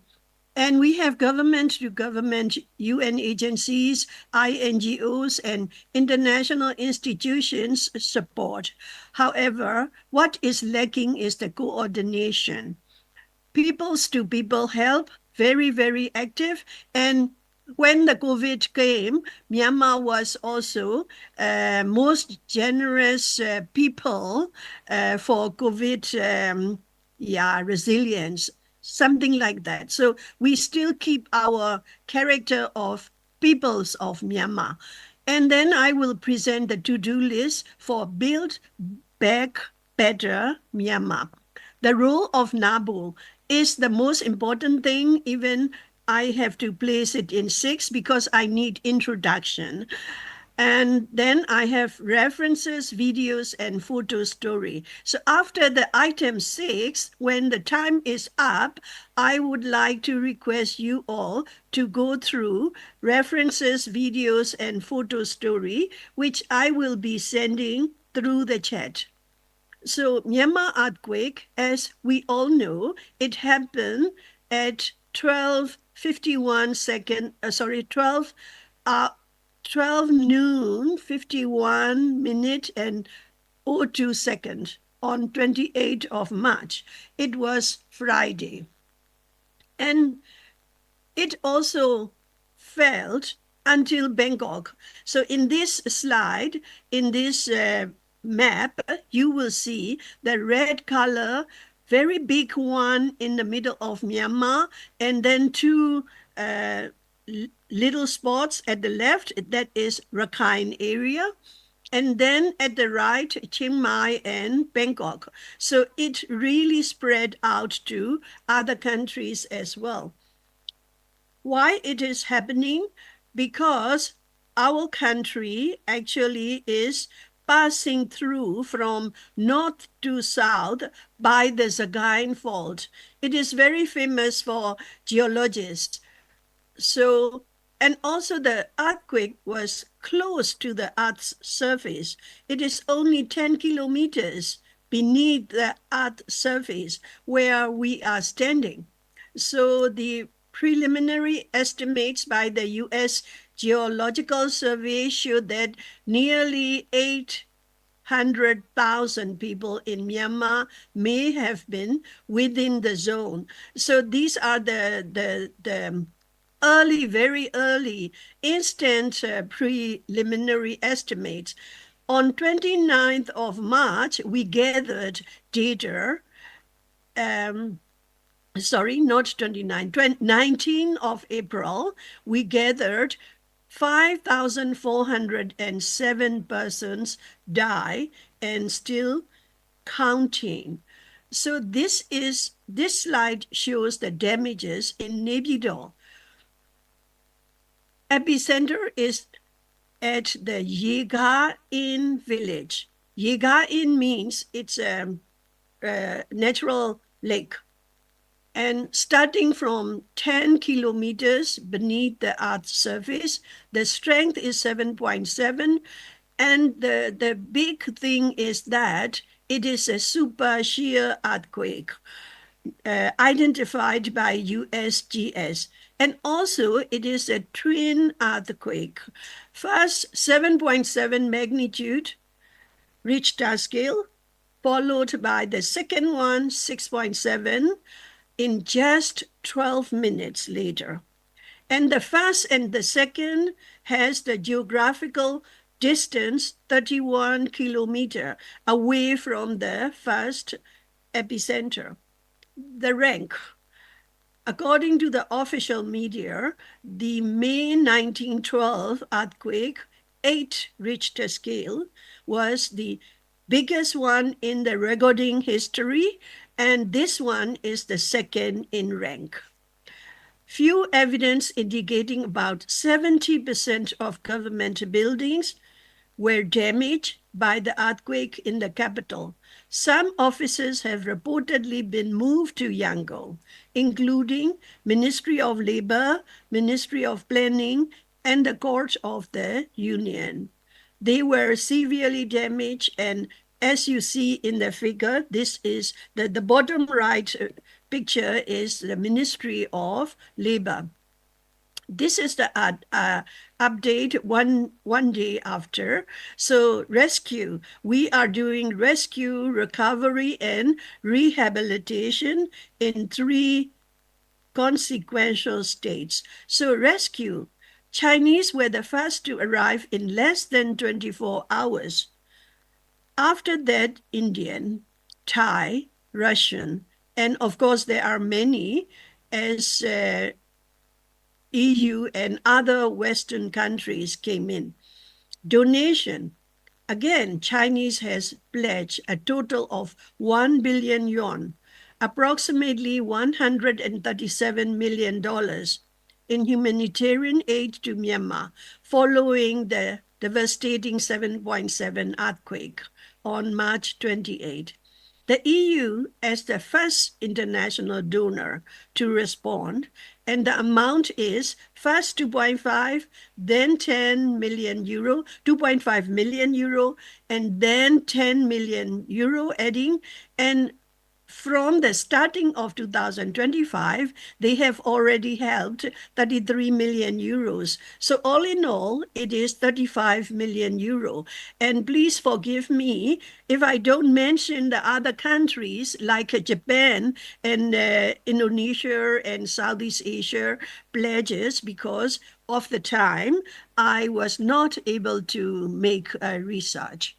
So the rescue workers were all over the damaged side, but there are also some complaints that people who came in, there is a little dispute with the Indian people and rescue people. And then the thing is that they are so used to with the open environment, and ours is not so. So there is a kind of clash. So these things are already there. I'm not reporting that everything is okay and coordinated. Loss and damage as of 20th April, that is after 24 days of the very big thing, 5,223 buildings, 1,824 schools, 2,752 Buddhist monasterial living quarters, 4,817 the pagodas and temples. These are Buddhist pagodas, and 167 hospitals and clinics, 169 bridges, 198 dams, and 184 sections of the country's main highway damaged by the earthquake. That is official data. Additionally, we got from the private and people and the citizen scientists, the mosque of Islamic worshipping infrastructure, 50 plus were damaged, Christian churches, 35 plus, Hindu temples, 26 plus. They were also recorded by community. Dead and injured, I have said earlier, and 5,407 died, over 11,400 people injured, but the counting is still going on, and the rescue teams cannot reach to every place within short notice. Therefore, there are many left under the debris, and Some even get the smell out to the open. So who is doing what? International community. EU air bridge operation, it's very efficient and quick. UN OCHA, very reliable. And the current authorities, State Administrative Council, and UN agencies, ICRC, Red Cross, INGOs, local communities, and people-to-people help. Burmese Myanmar diaspora in foreign countries. Actually, I wrote all the initials of the country, but it means all over the globe. People, the Myanmar people who resided, they send back money. And also their friends. For example, somebody in the Netherlands, that Myanmar person plus they are friends of Dutch circle. So all are based on individual relationship, people-to-people help. Frequent, strong aftershocks continues. So the count is now 900 plus. And because the counting is still increasing, like one day we would experience 10 aftershocks. And Thailand Meteorological Department and also Sentinel and also, Sentinel and also the USGS. They are helping with the professional estimation and data. So 3 weeks after this twin earthquake, the affected communities are still without safe shelter, clean water and sanitation, stable electricity, healthcare, and essential services. This is the official UN OCHA report on 19th of April. And also we heard from the community and people, it is so. And from the geological points of view, how did it happen? I have to put it as a record. I mean, first thing is not to forget. And the second thing is to learn ourselves. So I skip it. And our activities for people to people, actually, we didn't know that the earthquake is coming, but we established the Transformative Water Learning Consortium in Myanmar last year, May, with the hope that we can do a political activity in water, because as you may see in help policy recommendations, water should not be politicized. And when disasters come, people deserve the help. So help is the high-level panel for water and disaster, directly advising the UN Secretary General. So I am grateful that I am one of them. And because of these, knowledge and activities I gain from international bodies like HELP and others and NARBO, we were able to play 1 year ahead of the time. So in this invitation, you will see the 21st seminar, like Mr. Wouter is one of the, core member of speakers in this series. So on the day of earthquake, we decided to add 2 more presentations. The earlier was Nadi Filter. We would like to do the campaign of drinking water for all. And Nadi Filter is by Association of Humanitarian Development based in Pakistan. They won 8 international prizes. And last week, they won 1 more from Switzerland. And 1 month ago, they won the prize from the Netherlands. So this is a really tested innovation. So I added two presentations like water-related health risk and other health impacts after earthquake. The second one is emergency management in disasters. So we were able to cover this red boundary box: Mandalay, Naypyidaw, Sagaing, Amarapura, Magwe, Pheo Bue, Bagan, Nhao U, Yangon. These are the names of the cities. And then the central region of Myanmar, which you saw the red color in previous map, and the Gore region. So these are the affected areas, and we can say 1.7 million people affected. So Nadi filter was the first arrangement with our foresight, but with the earthquake, we continue more forcefully.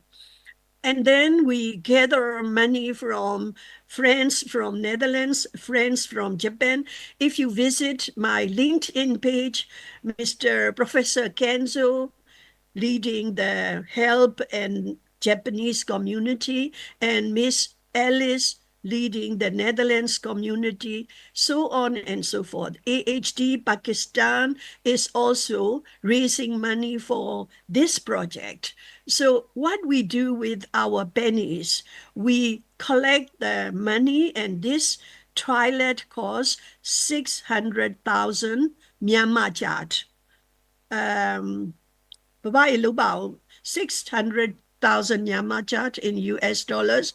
We have to divide by 4,000. Okay, and this is the standard of UNICEF fly-free toilet. So you can see it from the picture how it was made. So we don't have much money. We keep paying like $5 each, $10 each. And then with the many, many hands, we can get the many, many toilet for victims of the earthquake. The next one is the citizen science. Myanmar Water Academy has promoted citizen science, firstly for water quality monitoring, but now with this crisis, we are doing more connection with the champions in the community. These are not the people I train or not the people I provided any support, but these are the people, you can see the Myanmar language, these are the people who offer themselves. For example, the debris, the removal of the debris is on the shoulder of the house owner, and they don't have anything, they just have to run out, and they were barely surviving with one dress. Meaning this person called Mr. Linai, the far most left, put it on the Facebook, said, I will help you with the machine to carry the debris and to demolish the buildings. You don't have to pay, but you have to pay the diesel for the big machine. So that is one offer. There are many offers, like if you don't have place to stay, come stay with me, or come stay in my orchard, or come stay in my garden, things like that. And how bad it is you can see in this second left picture, the crack line, it is 340 miles long. And then the innovators came, white swan boating. I think they are related to Netherlands, or at least they learned something new from Netherlands, because they offer floating homes for people who wants to rebuild in Inle Lake. And this is the rightmost, number 4th slide, is showing the Inle Lake biodiversity degradation. A lot of shells coming out dead.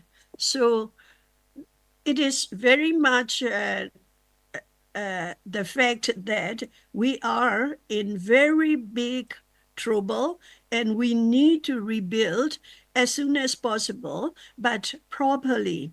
So I want to present to-do list. So what do we do to build back better? Psychological rehabilitation to earthquake victims. And of course, the extended victims like myself.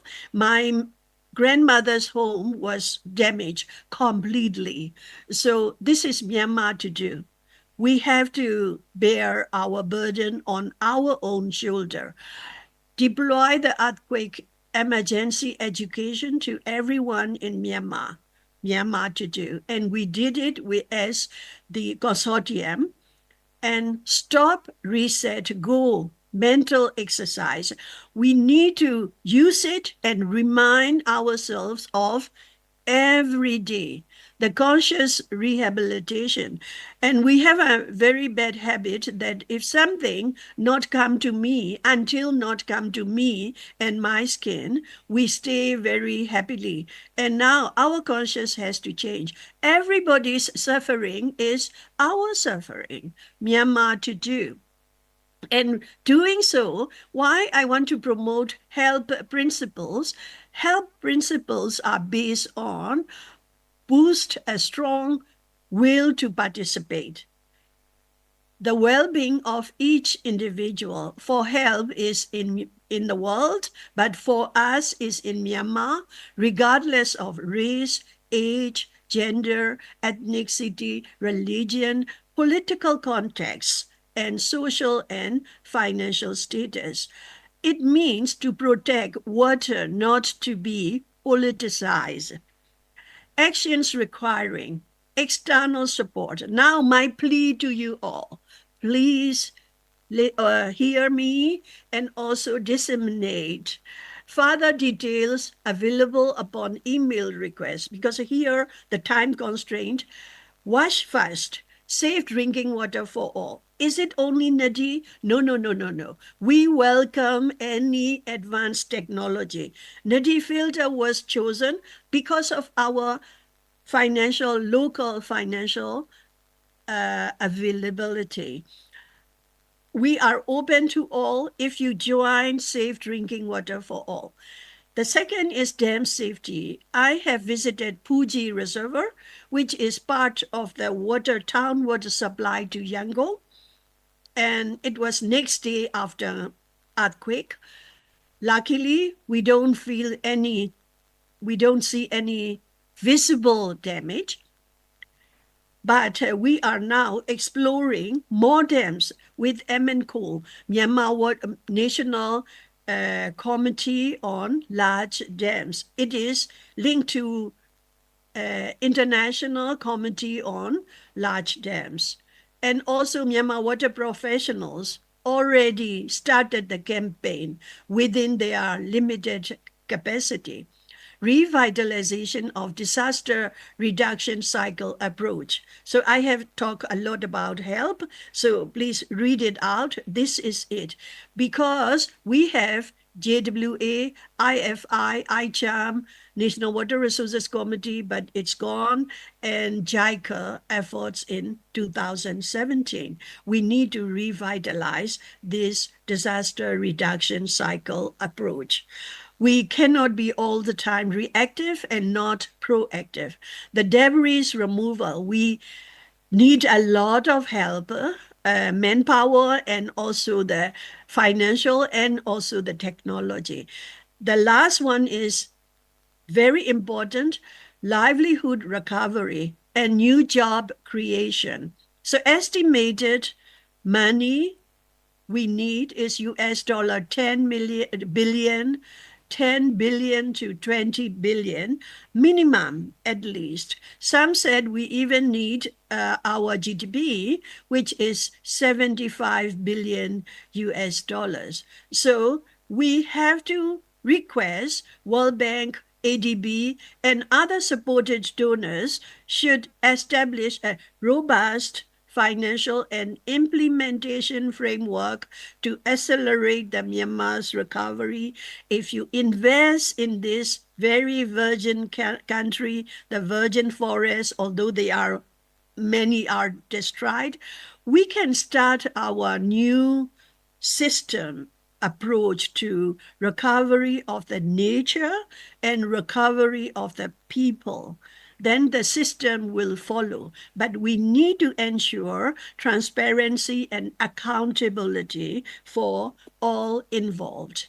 This is the last slide of to-do list, and the members, actually, we would like to appeal to UN Security Council, quote here, recognize the need to strengthen rescue, relief, and recovery efforts, but two to tango. You see, the rescue team arrive, and if they are not allowed to reach some areas, that is not really effective.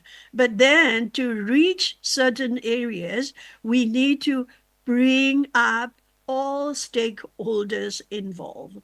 So that point two really recognize that fact, and ASEAN chair now is the Malaysia officially met with the State Administrative Council chairman and the National Unity Government Prime Minister on 18th and 19th of April. It is the day before yesterday and yesterday, or 2 days before yesterday and the day before yesterday, respectively. So it is more than the earthquake. It is rebuilding Myanmar, welcoming back to the ASEAN community with a very profound way, and making enabling environment. But it cannot be done with one party or one country. It has to be the multi-layered involvement. So what I have first thought in mind, like multi-layer mediators like HELP, Blue Peace, Blue Community, Eco-Civilization, and then when the technical people like Sentinel and JWA and Netherlands Water Partnership, Australian Water Partnership, and Danish Hydraulic Institute, GWP, and actually we can utter a lot of names, but what I think is not important, what the supporters think is more important. So my appeal to UN is, please urgently install UN residence representative, emergency measures, at least for a fixed term, to oversee and coordinate the humanitarian aids, because we are talking about the measure of billion United States dollars. Also to advise and streamline, because if we are thinking of only the recovery, it won't really contribute to the global economy.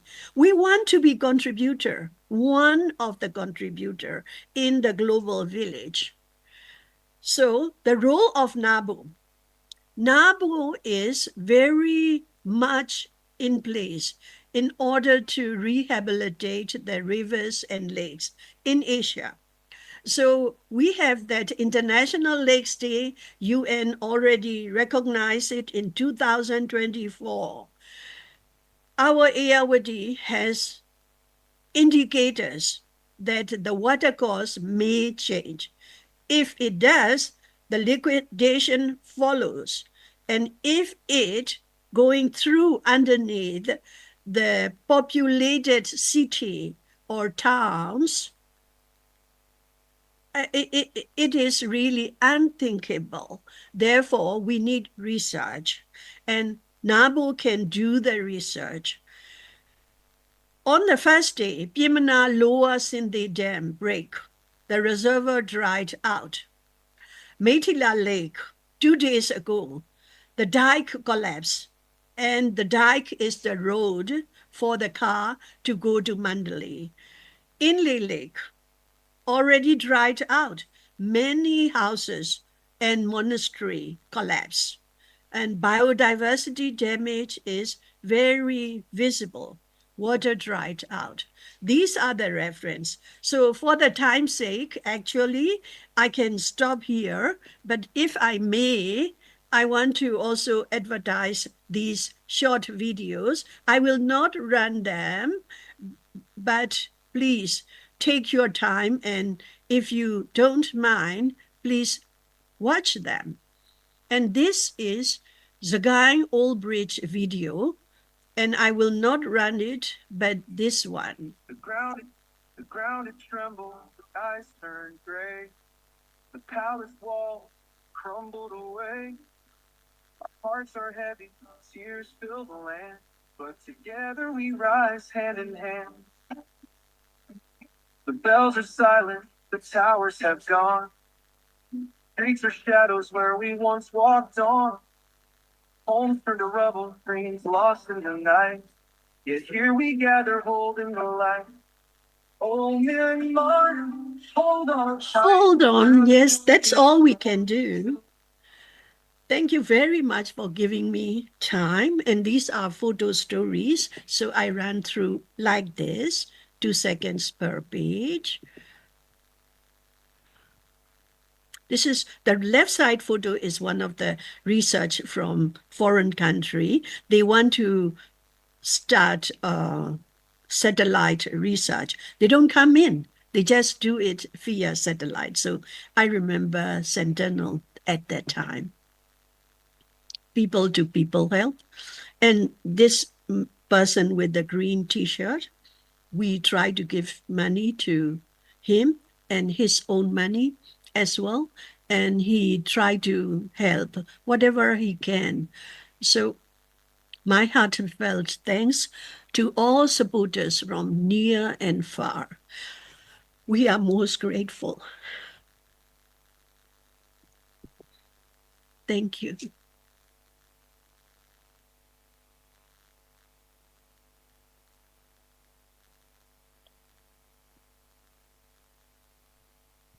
Thank you so much, Dr. Khin-san.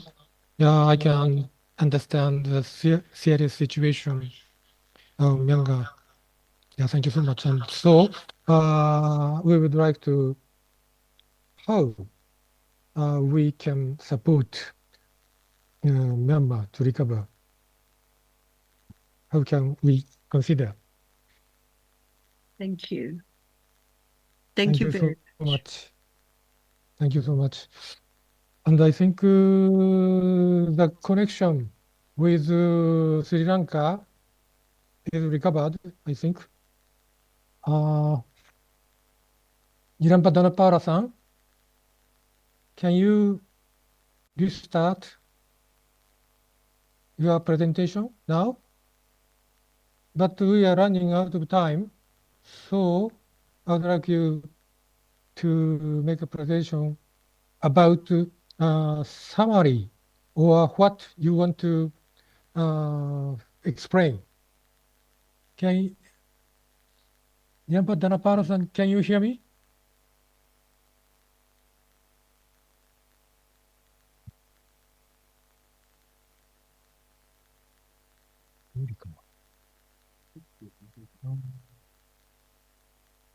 Okay, we are running out of time, but we will have another opportunity for Nilantha Dhanapala-san to make his. Is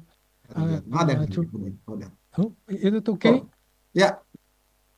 So Okay, now thank you it's so much. okay. Now it's okay. I can Thank you so start much. my presentation. But I'm afraid we are running out of time. So could you make a presentation about summary of your presentation? Is it okay? Okay. Within 5 minutes, I will complete, right? Oh, it's okay?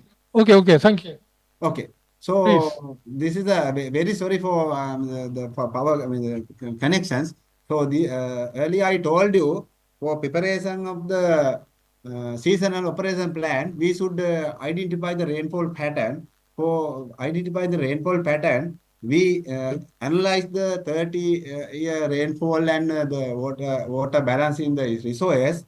Then we select the one rainfall pattern. For now, we are in the yellow season, 2025 yellow season.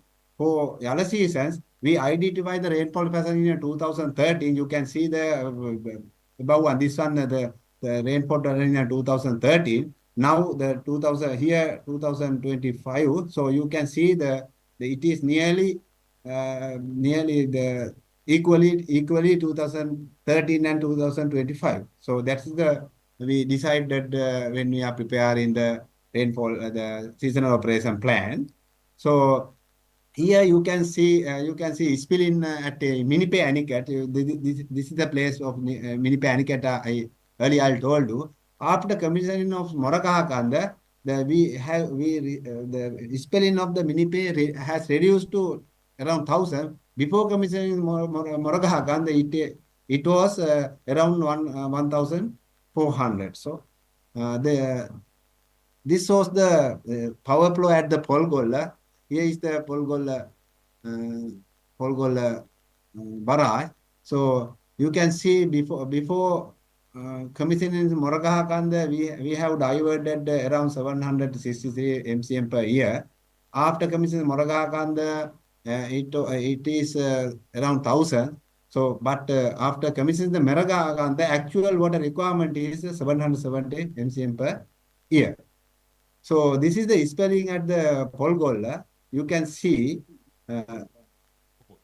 here, before commissioning of Morakahakanda, we have diverted 1,150 MCM per year. But after commissioning the Morakahakanda, the diversion capacity is 1,300. So there is I think you can't believe this increment. The spilling is increment. So next slide you can see the reason. So annual average rainfall in Mahaweli Basin, that you can see the from 2011 to 2024 the increase. That is the reasons for increase in the spilling at the Polgola barrage. So here another case is, so the annual average rainfall in the lower Mahaweli has declining. So this is the another challenge to see our water management in future, drought and flood. The trend is decreasing in the lower Mahaweli rainfall pattern. So this is the another diversion point. Earlier I told you the Alahara after commissioning Morakahakanda. So we have increased the 800 MCM. Before it is around 450. So actually before commissioning the Morakahakanda, this area, normally in the Yala season, the 50% of the area is was cultivated. After commissioning of the Morakahakanda, now 100% is cultivated Yala and both Maha season. This is another point. And another diversion point is the Bowatan. Earlier I told you the Bowatan tunnel.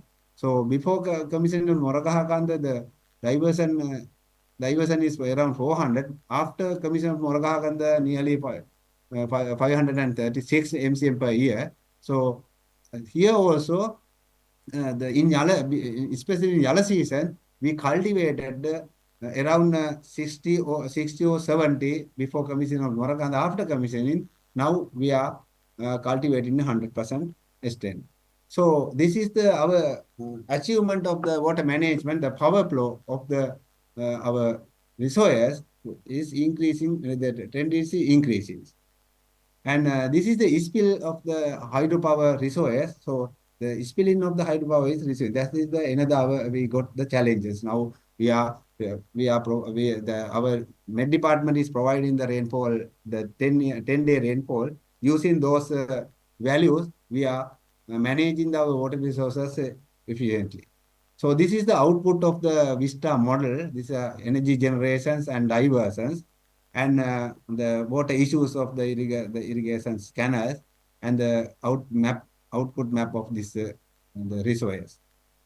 So in earlier I told you, presently water management secretaries manage this area, but after completing the Mahaweli development plan, we should provide water to this area and this area. So this is our future challenge. So for getting those challenges, we have to train our technical staff on inflow calculation, catchment parameter determinations, and irrigation water requirement determination, and we should aware and educate the modern irrigation system, the officials as well as farmers, and we have to strengthen the data transferring and management system on rainfall, diversion, power flow, and source issues and resource storage, and we have to give the farmers on canal opening time and crossing water availability, rainfall forecasting, flood and drought forecasting,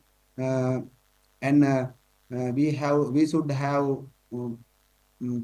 prepare the platform for data collection on rainfall and spilling. So that is our future essence of WMS for water management.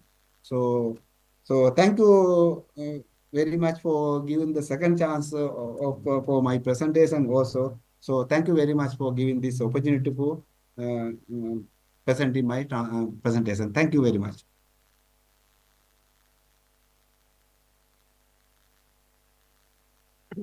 Thank you so much.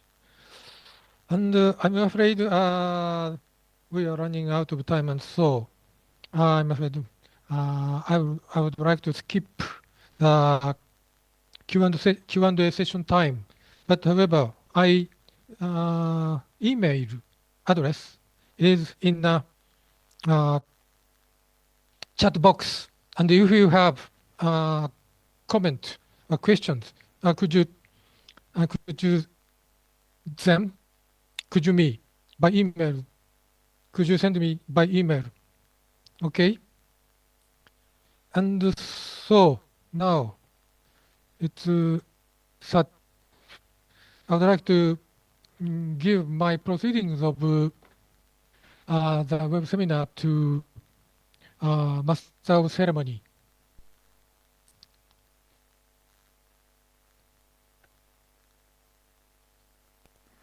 Thank you, Mr. Ota, for leading us through a truly insightful and productive session this afternoon. We trust that the discussion has enriched our understanding and strengthened our capacity in this area.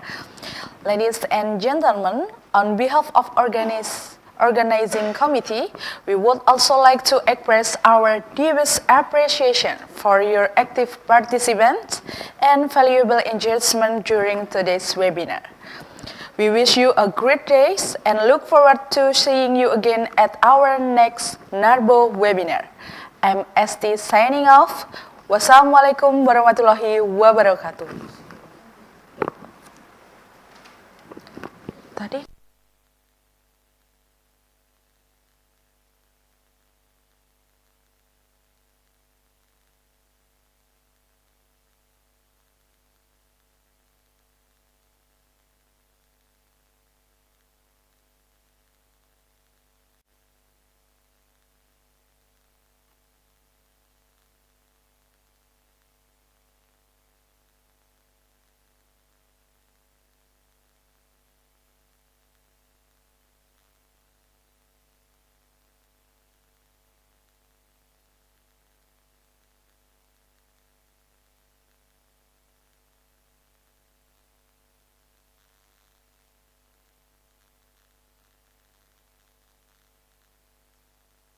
for this afternoon session, I'm so sorry. I think we have to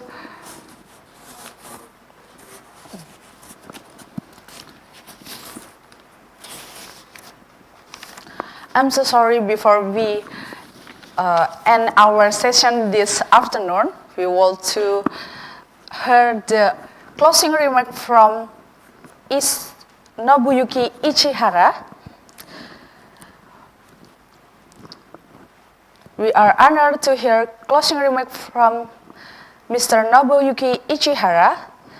It is now my pleasure to invite Mr. Nobuyuki Ichihara. The screen is yours. Thank you very much. Can you hear my voice?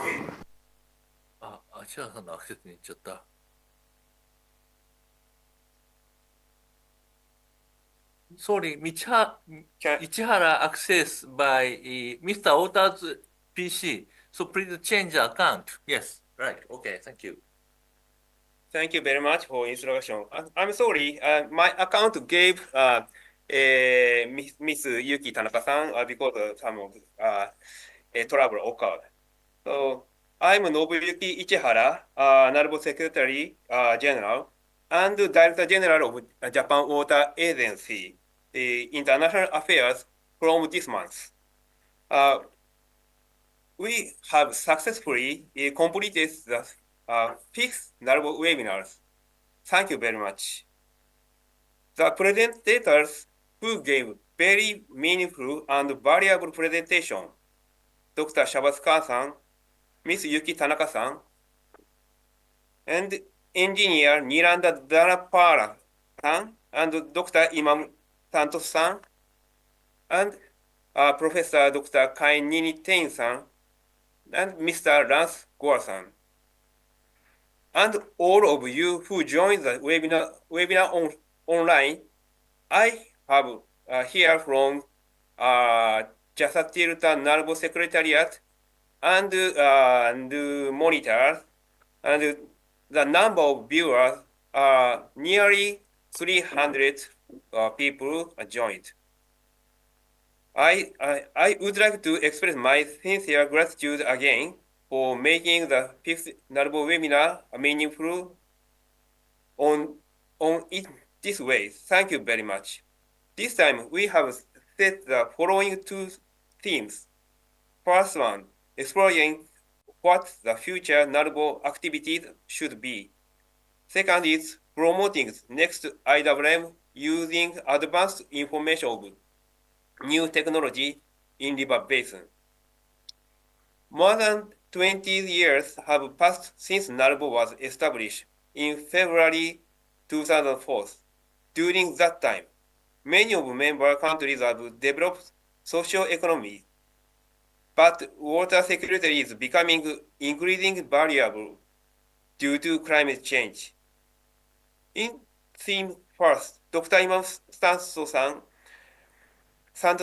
and Ms. Lance Gore-san spoke about how the NARBO Secretariat and the member organization will address these issues. Massive amount of data from all sectors have been dataized, and with the remarkable development, information and communication technologies, such as the internet and satellite observation, as well as the emergence of artificial intelligence, it was become easier for all of us to share and utilize the advanced knowledge, and then creation of the new knowledge and innovation are expected in all sectors. In themes second, Dr. Shahbaz-san and 2 other speakers gave very interesting presentations on their prospects and efforts regarding the use of the advanced information technologies to strengthen IWRMs. Thank you so much. Finally, Professor Dr. Khin gave a presentation on the damage caused by the earthquake occurred in Myanmar last month, especially the damage for the wash service. I would like to express my condolence to those who lost their lives and my heartfelt sympathies those who are injured in the earthquake. I also officially and personally pray for the speedy recovery of the Myanmar, because I have experience worked in Myanmar 2 years and worked with Professor Thien like families. Thank you everyone, who especially for JAXA 2 colleagues for a very beautiful arrangement. See you next time. Thank you very much. Thank you very much from Mr. Nobuyuki Ichihara for the closing remarks. I'm so sorry for this miss and this afternoon. And we hope this decision will give us more understanding and strengthen our capacity in this area. And we trust that this discussion will give us more knowledge, and also we can be seeing you again at our next NARBO webinar. MST signing off. Wassalamualaikum warahmatullahi wabarakatuh.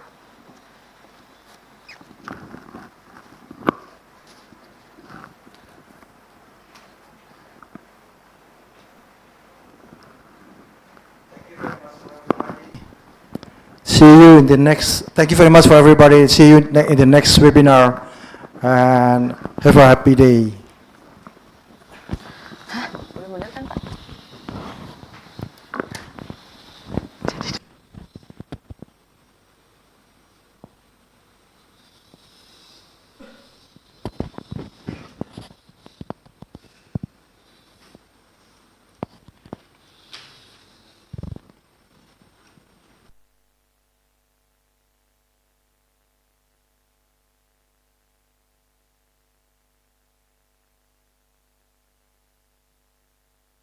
Recording stopped.